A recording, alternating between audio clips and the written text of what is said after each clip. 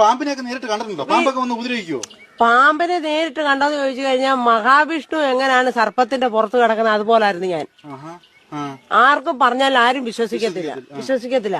അശുദ്ധമായിരിക്കുമ്പോൾ പോലും അവരെന്നെ വിട്ടുപിരിഞ്ഞിട്ടില്ല. ഞാൻ ഈ ഭാഗത്തൊക്കെ പാമ്പിന്റെ ശല്യം ഉണ്ട്. ഈ കഴിഞ്ഞ ദിവസം ഒരാഴ്ചയായി ഞാൻ കിടക്കുന്നതിന്റെ മേളില് അപ്പൊ മണ്ണ് പൊഴിയുന്ന കണ്ടോണ്ട് ഞാൻ മേപ്പെട്ട് നോക്കിയപ്പോ കൈ വെച്ചാൽ എന്നെ കടിക്കും. അവിടെ ഇരിക്കുന്നു. അപ്പൊ ഇവരെല്ലാം അപ്പുറത്ത് കിടക്കുന്നത്, ഞാനിവിടെ ഒറ്റയ്ക്ക് കിടക്കണം. അന്നേരം ഞാൻ ഇതിനോട് ചോദിച്ചു, നീ എന്തിനാ എന്റെ അടുക്ക വന്നേ? നീ ഇറങ്ങി വിളി, നിനക്ക് ഇവിടെ അല്ലേ ഇരിക്കാൻ സൗകര്യം, നീ പുറത്തു പോകാൻ പറഞ്ഞു. നീ എന്നോട് എന്താ എപ്പോഴേ പറയാഞ്ഞെന്ന് ചോദിച്ചോണ്ട് അത് തന്നെ ഇറങ്ങി. പക്ഷെ മൂർഖൻ പാമ്പിനെ വഴക്ക് പറഞ്ഞു.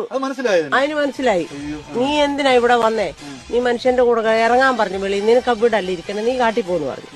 അത് അന്നേരം തന്നെ ഇറങ്ങി. ആ പാതിരാത്രിക്ക് അത് അന്നേരം തന്നെ ഇറങ്ങി വെളിയിൽ പോയി. പിന്നെ അത് എങ്ങോട്ടാ പോയെന്ന് ഇല്ല.